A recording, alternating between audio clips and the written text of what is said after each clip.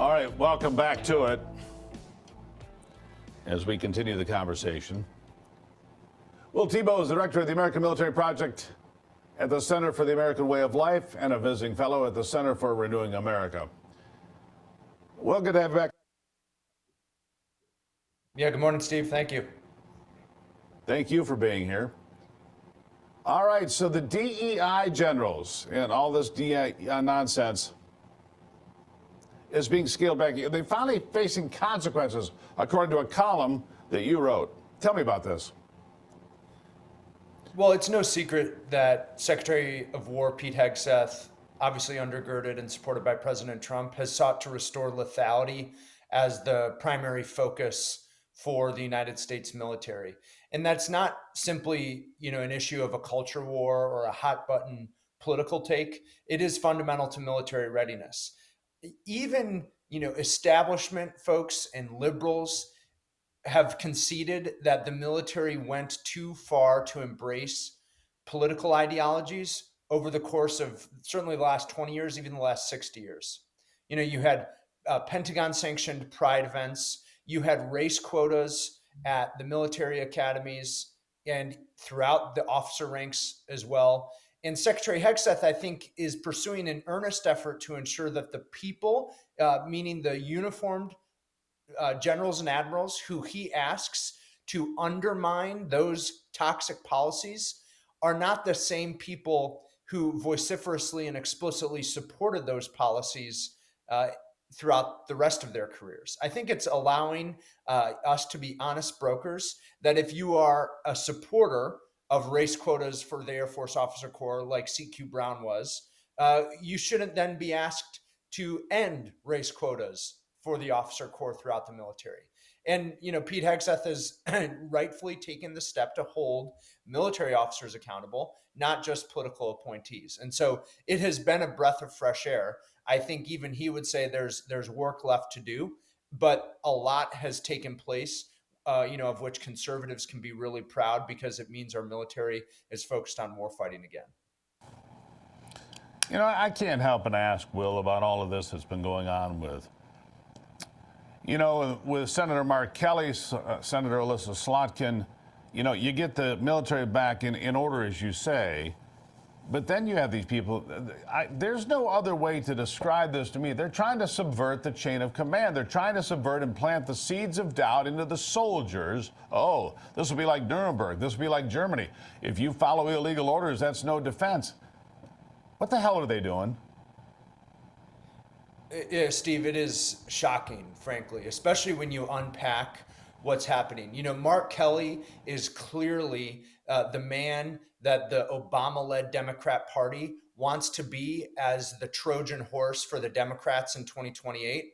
And so he's doing this to pander to the most left-wing parts of the Democrat Party, while, just as you say, sowing a seditious conspiracy throughout the ranks of the military. He even, referred yesterday, I think on Meet the Press, that military officers may, I think, quote, find themselves that they have broken a law.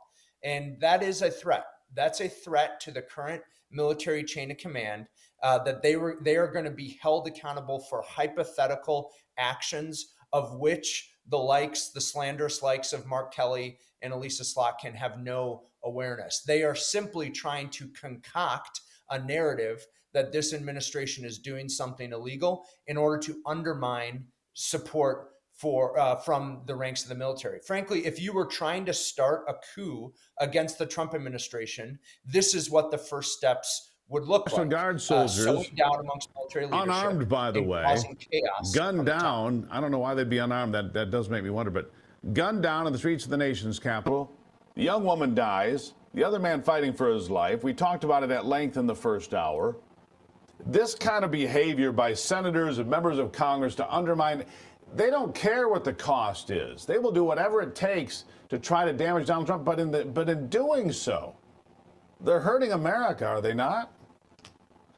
They are, Steve. I mean, you saw Senator Kelly himself, Senator Merkley from Oregon, say that the National Guard was the shock troops of a Trump autocracy.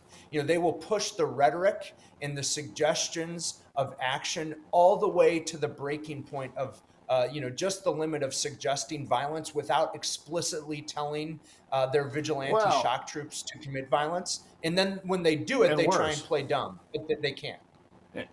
Yeah, and worse, they say, well, if Donald Trump had never put the National Guard into D.C., they wouldn't have gotten killed. Truth of the matter is this. If the trend holds, Washington, D.C. will have the lowest number of homicides in a 12-month period in more than 40 years. 40 years. Same for carjackings, all this other violence. But by that ridiculous logic, nobody would have gotten hurt. Well, then we should just disband the military. Nobody ever gets shot in a military uniform if we didn't have the military. I mean, that's the logic, right? I mean, come on.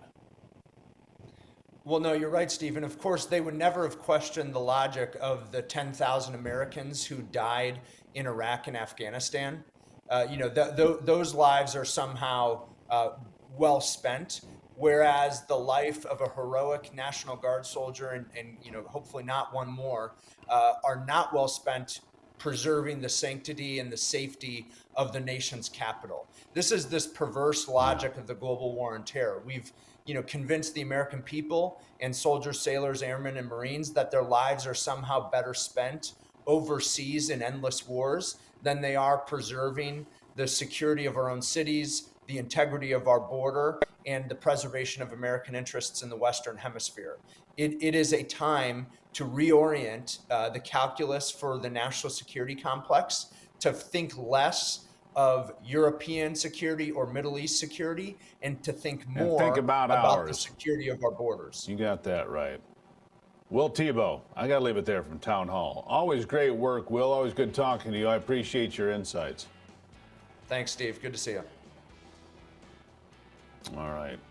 We'll take a break and be right back. It is the Steve Gruber Show.